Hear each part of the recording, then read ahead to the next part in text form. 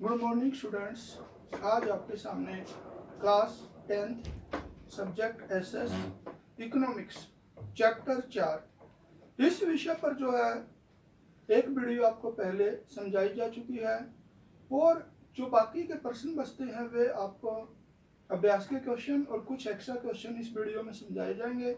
सभी बच्चों ने ध्यानपूर्वक सुनना है। विदेश व्यापार विभिन्न देशों के बाजारों के एकीकरण में किस प्रकार मदद करता है? यहाँ दिए गए उदाहरण से भिन्न उदाहरण सहित व्याख्या कीजिए। विदेश व्यापार ने विश्व के विभिन्न देशों के बाजारों के एकीकरण में बहुत मदद की है। तो विदेशी व्यापार ने विश्व के विभिन्न देशों के बाजारों के एकीकरण में जो है बहुत ज्यादा मदद की है। आज हम भारत की सड़कों पर विभिन्न देशों से बनी हुई कारें देखते हैं। एग्जाम्पल, आज जो है भारत की सड़कों के ऊपर जो है विदेशों से बनी हुई जो कारें हैं घूमती हुई नजर आ रही हैं। आज का युग अलग अलग देशों से बने मोबाइल फोन का प्रयोग करना अपनी शान समझता है। आज जो है भारत के अंदर जो युवक हैं वे जो है भिन्न भिन्न देशों के मोबाइल फोनों का प्रयोग करना अपनी शान समझते हैं और भारतीय बाजार चीनी माल से भरे पड़े हैं और भारत के बाजारों के अंदर जो है चीनी माल काफी अत्यधिक मात्रा में देखने को मिलता है। अतः विदेश व्यापार ने विश्व के बाजारों में एकीकरण पैदा करने का काम किया। तो जो विदेशी व्यापार है इसने विश्व के बाजारों के अंदर जो है एकता लाने में महत्वपूर्ण भूमिका निभाई है।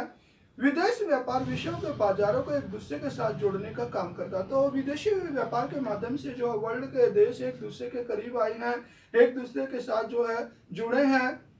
अब उत्पादक अपने माल को केवल अपने देश में ही नहीं बेच सकते, जैसे कि इंडिया है, अमेरिका है, जो प्रोडक्ट करता है, उत्पादन करता है अपने माल का, अपने देश में ही नहीं बेचता बल्कि उसके पास दुनिया के बहुत सारे देशों में अपने माल बेचने के अवसर उपलब्ध है। वो वर्ल्ड के किसी भी देश के अंदर जो है अपने माल को बेच सकता है। तो इस तरह से जो है विदेशी व्यापार ने जो है विश्व के अनेक देशों के अंदर एकीकरण लाने में बहुत ही महत्वपूर्ण भूमिका निभाई है। वैश्वीकरण भविष्य में जारी रहेगा। क्या आप इस बात की कल्पना कर सकते हैं कि आज से 20 वर्ष बाद विश्व कैसा होगा? अपने उत्तर का कारण बताइए। निश्चित रूप से वैश्वीकरण भविष्य में जारी रहेगा। ये निश्चित रूप से कहा जा सकता है कि जो वैश्वीकरण है वो भविष्य में जारी रहेगा। आज से 20 साल बाद पूरा विश्व एक स्थानीय बाजार की भांति पहुंच के अंदर होगा। तो आज से 20 वर्ष के बाद जो है पूरा विश्व जो है एक स्थानीय बाजार की भांति दिखाई देगा। आज के समय में पाए जाने वाले व्यापार अवरोधक समाप्त कर दिए जाएंगे। जो आजकल थोड़े बहुत व्यापार अवरोधक है वो जो आने वाले भविष्य के अंदर वे समाप्त कर दिए जाएंगे। हम बिना किसी अतिरिक्त कर के किसी भी देश में अपनी पसंद की वस्तु को मंगवा सकते हैं। बिना किसी टैक्स के हम किसी भी देश से जो है अपनी जो पसंद की चीज है उसे जो है दूसरे देश से मंगवाया जा सकता है। हमारे देश में विभिन्न देशों के शॉपिंग मॉल खुलने से हम अपने आप को अमेरिका, इंग्लैंड के बाजारों में भ्रमण करता हुआ पाएंगे। तो आपको पता है कि वैश्वीकरण की वजह से जो है विभिन्न देशों के शॉपिंग मॉल जो है भिन्न भिन्न देशों के अंदर जो खुल जाएंगे, जिसकी वजह से उस देश के नागरिकों को ऐसा लगेगा कि हम जो है विदेशों के अंदर भ्रमण कर रहे हैं। यह सोच केवल मात्र एक कोरी कल्पना न होकर वास्तविकता पर आधारित है। तो ये जो बातें बताई गई है कोरी कल्पना नहीं है कि जो है मतलब, लेकिन आने वाले 20-30 वर्ष के अंदर जो है ऐसा संभव होगा। मान लीजिए कि आप दो लोगों को तर्क करते हुए पाते हैं। एक कह रहा है कि वैश्वीकरण ने हमारे देश के विकास को क्षति पहुंचाई है, दूसरा कह रहा है कि वैश्वीकरण ने भारत के विकास में सहायता की है। इन दोनों को कैसे जवाब दोगे? दोनों लोगों के तर्क अपनी अपनी जगह सही है। तो दोनों व्यक्तियों के जो तर्क है अपनी अपनी जगह बिल्कुल सही है। कुछ क्षेत्र ऐसे जहाँ वैश्वीकरण ने हमारे देश के विकास में क्षति पहुंचाई है, तो कुछ क्षेत्र ऐसे हैं जिसके अंदर वैश्वीकरण की वजह से जो है देश के अंदर लॉस हुआ, हानि हुई है। और कुछ क्षेत्रों में वैश्वीकरण ने हमारा विकास करने में सहायता की और कुछ क्षेत्र ऐसे हैं जिसके अंदर वैश्वीकरण के माध्यम से उन क्षेत्रों के अंदर काफी डेवलपमेंट हुआ, विकास हुआ है। लेकिन वर्तमान समय के अनुसार वैश्वीकरण हमारी जरूरत बन गया है। लेकिन आज के समय के अनुसार जो वैश्वीकरण है कंपल्सरी बन गया है, जरूरत बन गया है। बिना वैश्वीकरण के हम विकास नहीं कर सकते और बिना वैश्वीकरण के हमारे देश का जो विकास संभव नहीं है। हमारे देश में पूंजी की कमी है। आप सभी को पता है कि भारत एक विकासशील देश है जिसके अंदर पूंजी की कमी है। यहाँ पर नए उद्योगों की स्थापना करने के लिए हमें विदेशी पूंजी निवेश को बढ़ावा देना होगा। तो हमें जो है अच्छे अच्छे उद्योग धंधे स्थापित करवाने के लिए जो विदेशी निवेश को बढ़ावा देना होगा, जो कि वैश्वीकरण प्रक्रिया से जुड़ने के कारण ही संभव हो पा सकता है। और यह सारी स्थिति जो है वैश्वीकरण के माध्यम से ही संभव हो सकती है। बदलते समय के अनुसार लोगों की बढ़ती आवश्यकताओं की पूर्ति के लिए वैश्वीकरण का सहारा लिए बिना चलना यदि असंभव नहीं तो कठिन अवश्य है।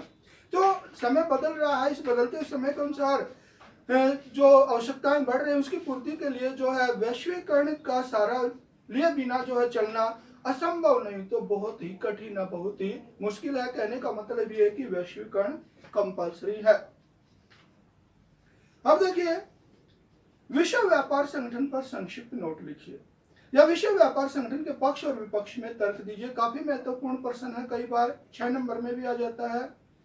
विश्व व्यापार संगठन की स्थापना 1 जनवरी 1995 को संयुक्त राष्ट्र संघ के सदस्य देशों के आपसी व्यापार को बढ़ावा देने के लिए की गई थी। तो जो विश्व व्यापार संगठन है इसकी स्थापना जो है 1 जनवरी 1995 को जो संयुक्त राष्ट्र संघ के सदस्य देश है उन सभी देशों के द्वारा जो है आपसी व्यापार को बढ़ावा देने के लिए इसकी स्थापना की गई थी। भारत भी विश्व व्यापार संगठन का सदस्य है। भारत भी जो है इस संगठन का सदस्य है।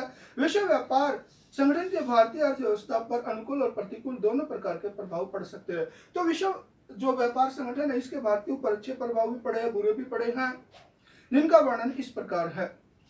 यह भारत को अन्य सदस्य देशों के साथ व्यापार अवसर प्रदान करता है। तो जो विश्व व्यापार संगठन है भारत को जो है दूसरे देशों के साथ व्यापार करने का मौका देता है। अब हम अपना माल तथा सेवाएं अन्य देशों को उसके लगाए गए कम प्रतिबंधों के साथ निर्यात कर सकते हैं। अब हम जो है यानी भारत के लोग जो प्रोडक्ट करता है वो भारत के साथ साथ दूसरे देशों के अंदर भी कम प्रतिबंधों के माध्यम से अपने माल को जो है भारत के साथ साथ दूसरे देशों के साथ जो है दूसरे देशों में बेच सकता है।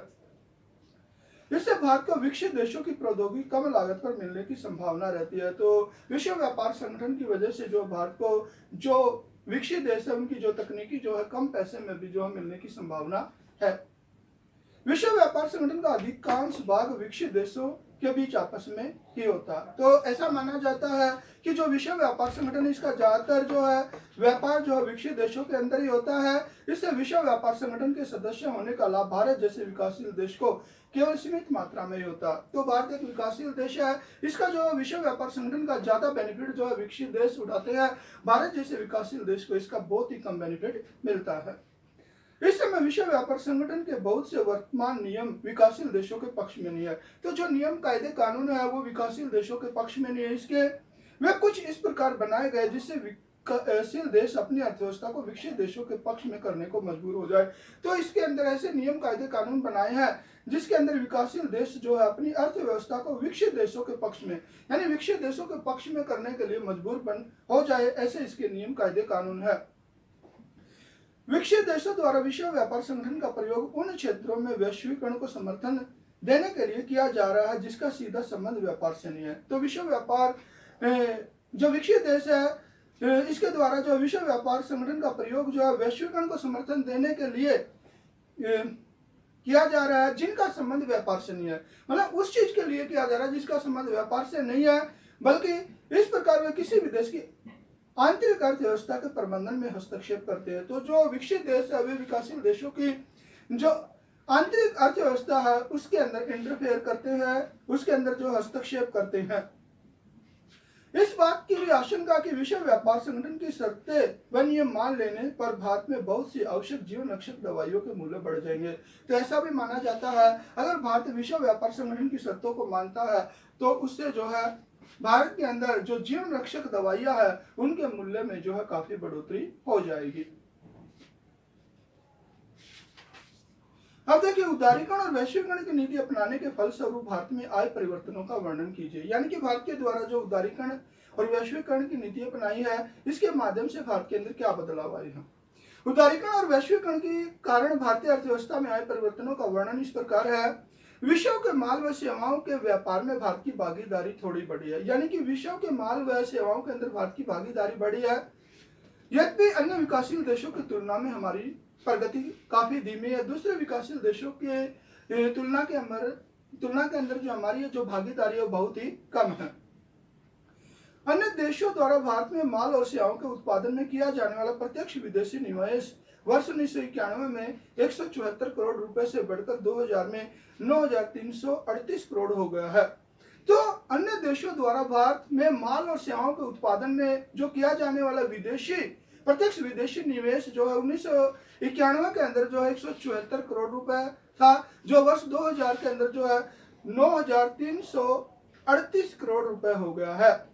वर्तमान में इसकी मात्रा में वृद्धि हो रही है और वर्तमान समय में भी इसकी मात्रा में बढ़ोतरी हो रही है। हमें अपने आयात के भुगतान के लिए विदेशी मुद्रा की आवश्यकता होती है। तो भारत को जो है मतलब आयात करता भारत, उसके भुगतान के लिए जो भारत को जो है विदेशी मुद्रा कोष की आवश्यकता होती है। यह कोष वर्ष 1991 में 4,622 करोड़ रुपए था। तो ये जो कोष था वो 1991 के अंदर जो है 4,622 करोड़ था, जो वर्ष 2000 में बढ़कर 1,52,924 करोड़ रुपए हो गया, यानी कि इसके अंदर भी बढ़ोतरी हुई है तथा इस कोष में और वृद्धि हो रही है और इसके अंदर जो और मात्रा के अंदर बढ़ोतरी हो रही है। कई नीतियों का एक उद्देश्य रोजगार के अवसर पैदा करना है। तो बहुत सी ऐसी नीतियां बनाई गई जिसके माध्यम से रोजगार के अवसर पैदा हों। यद्यपि अर्थव्यवस्था के अंतर्गत रोजगार के नए अवसर निकल रहे हैं और अर्थव्यवस्था के अंतर्गत रोजगार के नए नए मौके भी निकल रहे हैं। यद्यपि देश की बढ़ती आवश्यकता के हिसाब से ये पर्याप्त नहीं है, लेकिन हमारे देश की जो जनसंख्या बढ़ रही है उसके हिसाब से ये काफी कम है। नई नीति अतिरिक्त रोजगार के अवसर पैदा करने में असफल रही है। जो नई नीति जो वैश्वीकरण की उदारीकरण की नीति अपनाई थी उसने जो है रोजगार के अवसर आवश्यकता अनुसार पैदा करने में जो ये कामयाब नहीं हुआ, विशेषकर ग्रामीण क्षेत्रों में जहां आज भी देश की 75% जनता रहती है, यानी कि ग्रामीण क्षेत्रों के अंदर रोजगार पैदा करने में ये असफल रही है। अब देखिए, निजीकरण के कोई 3 गुण अथवा दोष का वर्णन कीजिए। गुण, निजीकरण के 3 मुख्य गुण जो है इस प्रकार से हैं। निजीकरण के प्रभाव के कारण कंपनियों की उत्पादन दर बढ़ गई है। तो निजीकरण की वजह से जो कंपनियों की उत्पादन दर है उसके अंदर बढ़ोतरी हुई है। निजीकरण के प्रभाव के कारण वस्तुओं की कीमतों में कमी आई है। निजीकरण की वजह से जो है जो वस्तुओं की कीमतें हैं इसमें भी काफी कमी आई है, क्योंकि प्रतिस्पर्धा चलती है। निजीकरण के प्रभाव के कारण प्रतिस्पर्धा बढ़ गई है और निजीकरण की वजह से प्रतिस्पर्धा को प्रोत्साहन मिला है और लोगों को अच्छी किस्म की वस्तुएं उपलब्ध हो रही है। कंपटीशन होने की वजह से लोगों को बढ़िया स्तर की वस्तुएं प्राप्त हो रही हैं। निजीकरण के 3 दोष जो इस प्रकार हैं। कंपनी मालिकों ने अपने मुनाफे को बढ़ाने के लिए श्रम लागत में कटौती करने का प्रयास किया। तो जो कंपनी मालिक है उन्होंने जो है ज्यादा बेनिफिट प्राप्त करने के लिए जो है श्रम लागत में कटौती करने का प्रयास किया है, जिसके तहत कम मजदूरों से अधिक काम करवाया जाता है, जिसकी वजह से कम मजदूरों से ज्यादा मात्रा में काम लिया जाता है। उनको वेतन भी कम दिया जाता है और उनको जो वेतन है वो भी बहुत कम मात्रा में दिया जाता है। आर्थिक विकास के लिए विदेशों से कर्ज लिए गए, जिससे देश के कर्ज के बोझ के तले दब गया। तो आर्थिक विकास के लिए जो विदेशों से कर्ज लिया गया, जिसकी वजह से जो देश कर्ज के बोझ के नीचे जो है दब गया है। निजीकरण के प्रभाव के चलते कंपनी के मालिकों ने नई तकनीक का प्रयोग किया। तो निजीकरण की वजह से जो है जो कंपनी के मालिक है उनके द्वारा जो है नई नई तकनीकों का प्रयोग किया गया है, जिनका श्रमिकों के रोजगार पर बुरा प्रभाव और बेरोजगारी बढ़ी है, जिसकी वजह से जो श्रमिक है उनके रोजगार पर बुरा प्रभाव पड़ा है और बेरोजगारी में भी बढ़ोतरी हुई है। अब देखिए, वैश्वीकरण के विपक्ष में तर्क दीजिए अथवा वैश्वीकरण के भारतीय अर्थव्यवस्था पर पड़ने वाले विपरीत प्रभाव का वर्णन कीजिए। वैश्वीकरण का प्रभाव एक समान नहीं है। तो वैश्वीकरण का अच्छा भी प्रभाव है, बुरा भी प्रभाव है। वैश्वीकरण के जहां एक और अच्छे प्रभाव वही दूसरी ओर इसके कुछ विपरीत प्रभाव भी पड़े हैं। तो वैश्वीकरण के जहां अच्छे प्रभाव वहां इसके बुरे प्रभाव भी देखने को मिले हैं।